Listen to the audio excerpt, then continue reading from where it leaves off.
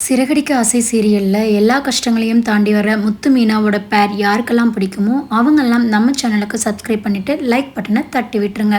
காலையில் மனோஜோட ஷோரூமுக்கு மனோஜ் ஷோரூமில் வேலை பார்க்குற ஆட்கள் எல்லாம் வர்றாங்க. அப்போ அந்த மொட்டையும் இருப்பாள் இல்லையா, அவன் வந்துட்டு என்னங்க நைட்டு வேறு யாரோ வரேன்னு சொன்னாங்க, இப்போ பார்த்தா அம்மா வந்திருக்காங்க அப்படிங்கிற மாதிரி கேட்குறாங்க. அதுக்கு மனோஜ் இருந்துக்கிட்டு டி டி டி அப்படின்றக்குள்ள விஜயா இருந்துக்கிட்டு யார் வரேன்னு சொன்னா, யாரை சொல்கிறா இவன் அப்படிங்கிற மாதிரி கேட்குறாங்க. அதுக்கு மனோஜ் இருந்துக்கிட்டு இல்லைம்மா நான் தனியாக இருக்கிறதுக்கு ஒரு மாதிரி இருக்குன்னு கம்பெனி ஸ்டாஃப் ஒருத்தனை வந்து கூட வந்து இருக்க சொல்லியிருந்தேன், அதைத்தான் வந்து இவன் இப்படி சொல்கிறான் அப்படிங்கிற மாதிரி மழுப்புறாங்க. உடனே அந்த மொட்டையினும் புரிஞ்சுக்கிட்டு அமைதியாகிடுற அப்படி ஆமாம்மாம்மா அவங்கள தான் நானும் சொன்னேன் அப்படிங்கிற மாதிரி மழுப்ப ஆரம்பிச்சிடுறாங்க. சரிம்மா உங்களுக்கு சாப்பிட்றதுக்கு நான் என்ன சொல்லட்டும் அப்படின்னு சொல்லி கேட்குறான் மனோஜ். அதுக்கு விஜயா இருந்துக்கிட்டு இல்லைப்பா எனக்கு வெளியில் சாப்பிட்டு ஒரு மாதிரி இருக்குது, எனக்கு வீட்லேயே சமைக்கணும் போல் இருக்குது, இங்கே ஷோரூமில் அடுப்பு இதெல்லாம் இருக்குல்ல இங்கேயே சமைச்சிக்கலாம்ல அப்படிங்கிற மாதிரி கேட்குறாங்க. அதுக்கு மனோஜ் இருந்துக்கிட்டு சமைக்கலாம் ஆனால் அதுக்கு திங்ஸ் வேணுமல்லம்மா அப்படிங்கிற மாதிரி கேட்குறாங்க. அதுக்கு விஜயா இருந்துக்கிட்டு இது என்ன பெரிய விஷயம், போய் கடையில் வாங்கிட்டு வந்துட்டு சமைச்சா தீந்துது அப்படிங்கிற மாதிரி சொல்கிறாங்க. சரிம்மான்னு சொல்லிட்டு மொட்டையங்கிட்ட காசு கொடுத்து விட்டு எல்லா திங்ஸும் வாங்கிட்டு வர சொல்கிறாங்க. அந்த பொண்ணு சமைக்குது, முட்டையை காய்கறியெல்லாம் கட் பண்ணி தர்றா அப்படி. உடனே மனோஜ் கீழே வந்து என்ன சமையல் வேலையெல்லாம் தடபடலாம் நடக்கும் போல் அப்படிங்கிற மாதிரி சொல்கிறா. அப்படி ரெஃப்ரெஷ் ஆகிட்டு வந்து அதுக்கு மொட்டை இருந்துக்கிட்டு ஏப்பா சொல்ல மாட்டேன், உன் ஷோரூமுக்கு வேலைக்கு ஆள் வேணும்னு கூப்பிட்டு வந்துட்டு இப்போ நீ சமையல் வேலை செய்ய வச்சுட்ருக்க, உனக்கு வெளியில் சாப்பிட்டா செய்கிறாதுன்னு எங்களையெல்லாம் சமைக்க வச்சுட்ருக்குற, என் வீட்டில் கூட என் பொண்டாட்டிக்கு கூட நான் காய்கறியெல்லாம் கட் பண்ணி தந்ததில்லை, இதை மட்டும் அவள் பார்த்தா என்னை ஆஞ்சு போடுவா அப்படிங்கிற மாதிரி பேசுகிறான் அந்த மொட்டையன். அதுக்கு மனோஜ் இருந்துக்கிட்டு அப்புறம் சும்மாவா சம்பளம் வாங்குறல அப்படிங்கிற மாதிரி பேசுகிறாரு. அதுக்கு மொட்டையை இருந்துக்கிட்டு வேலை செய்கிறதுக்கு தான் சம்பளம், இப்படி சாப்பாடாக்கிறக்கலாமா அப்படிங்கிற மாதிரி கேட்குறாங்க. உடனே விஜயா வந்துக்கிட்டு இது என்னடா பெரிய விஷயம், இதுக்கு எதுக்கடா இப்படி சண்டை கட்டிக்கிறீங்க அப்படிங்கிற மாதிரி பேசிகிட்டு இருக்கிறாங்க. அதுக்குள்ளே இங்கே முத்துவும் மீனாவும் அண்ணாமலை கிட்ட நடந்த விஷயங்களை சொல்லி ஸ்ருதியும் ரவியும் வந்து பார்த்ததை எல்லாத்தையும் சொல்லிகிட்டு இருக்காங்க. அதுக்கு அண்ணாமலை இருந்துக்கிட்டு அவளுக்கு அப்படித்தான் வேணும், நம்ம சொன்னால் கேட்குறாளாவ, பெரிய இவளாட்டம் நான் ஸ்ருதி வீட்டுக்கே போகிறேன் மீனா வீட்டுக்கு வரலேன்னு போனால இப்போ நீங்கள் எதுக்கு போகிறீங்க, அவள் அங்கே ஷோரூம்லேயே இருக்கட்டும்டா அப்படிங்கிற மாதிரி அண்ணாமலை சொல்கிறாங்க. அதுக்கு மீனா இருந்துக்கிட்டு இல்லை மாமா அத்தை தான் அப்படி பண்ணுறாங்கன்னா நம்மளும் அப்படி பண்ணால் நல்லா இருக்காது, அங்கே ஷோரூமில் பெட்டு கூட இல்லை, அவங்களால எப்படி படுக்க முடியும் சொல்லுங்கள், வாங்க நம்ம போய் கூட்டிகிட்டு வரலாம் அப்படிங்கிற மாதிரி சொல்கிறாங்க. அதுக்கு அண்ணாமலை இருந்துக்கிட்டு நீங்களும் போவேணாங்கிற, நீ என்னையும் சேர்த்து கூப்பிட்றியா, உன்னை எவ்வளோ அவமானப்படுத்துகிற, அவள் இன்னும் நீ அவன் மேலே இது பண்ணிகிட்டு இருக்கியா, நீ அதெல்லாம் வேண்டாம், அவள் அங்கேயே இருக்கட்டும், பணக்கார வீடு தான் வேணும்னு நம்பி போனால அங்கே கிடைக்கிற மரியாதையை பார்த்து அவளே ஒழியாந்துருப்பா, அங்கேயே இருந்தால் தான் அவளுக்கு புத்தி வரும் அப்படிங்கிற மாதிரி சொல்கிறாரு.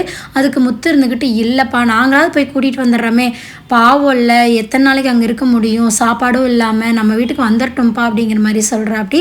அதுக்கு அண்ணாமலை வந்துட்டு நீங்கள் எங்கே சொன்னால் நான் சொன்னால் கேட்க போகிறீங்க, சரி வாங்க போகலாம் நானும் வரேன் அப்படிங்கிற மாதிரி சொல்கிறாரு.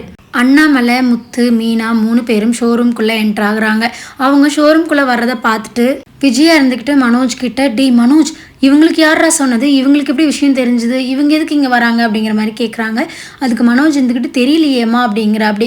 நீக்கு இது ஏதாவது ஃபோன் பண்ணியாடா அப்படின்னு விஜயா கேட்கவும் நான் ஏமா ஃபோன் பண்ண போகிறேன், நான்லாம் பண்ணவே இல்லையே அப்படிங்கிற மாதிரி மனோஜ் சொல்கிறாங்க.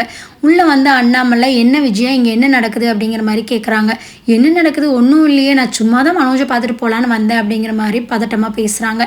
அதுக்கு அண்ணாமலை இருந்துக்கிட்டு நான் எல்லா விஷயமும் தெரிஞ்சு தான் விஜயா வந்திருக்கேன், எதுக்கு என்கிட்ட மறுபடியும் போய் சொல்கிற, நீ அங்கேருந்து வந்தவே நேராக நம்ம மீனா வீட்டுக்கு வந்திருக்க வேண்டியதானே, இங்கே எதுக்கு ஷோரூமில் வந்து கஷ்டப்பட்டுட்ருக்க அப்படிங்கிற மாதிரி அண்ணாமலை கேட்குறாங்க.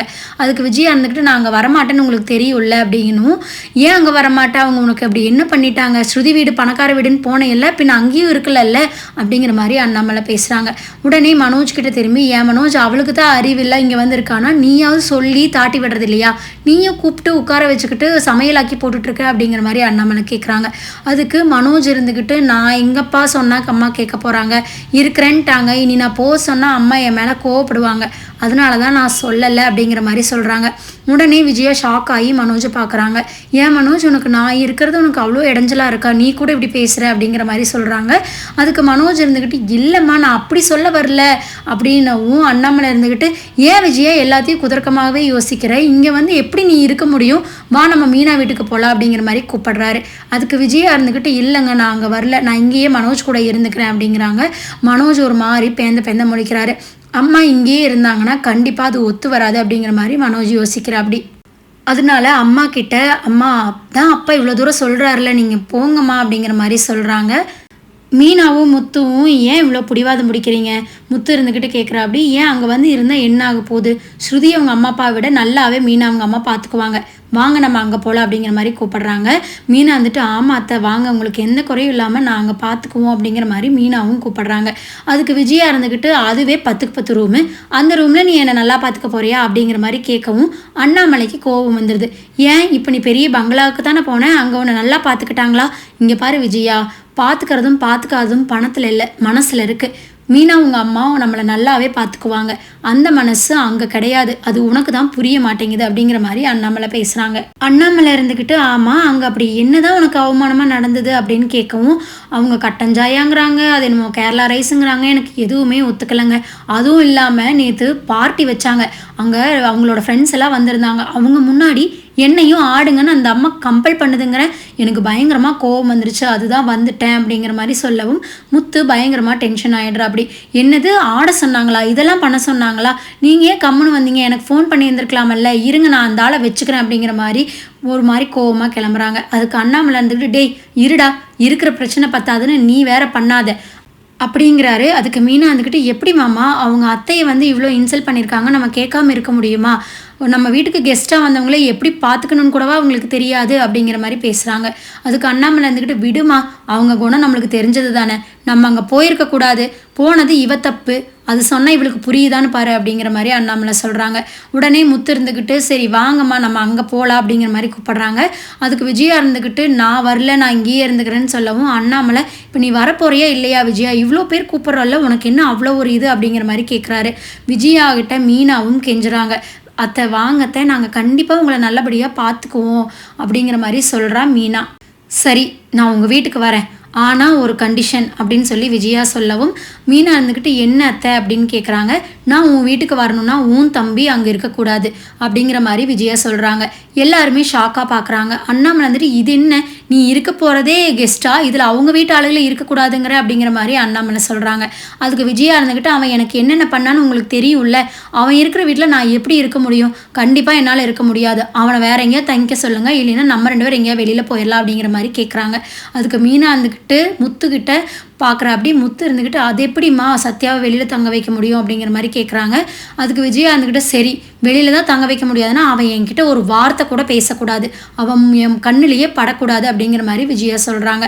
அதுக்கு மீனா இருந்துக்கிட்டு சரி அத்தை, என் தம்பி சத்யா வந்து உங்கள் கண்ணிலேயே படமாட்டான், உங்ககிட்ட ஒரு வார்த்தை கூட பேச மாட்டான், அதுக்கு நான் கேரண்டி, நீங்கள் என்ன நம்பி வாங்க அப்படிங்கிற மாதிரி கூப்பிடுறாங்க.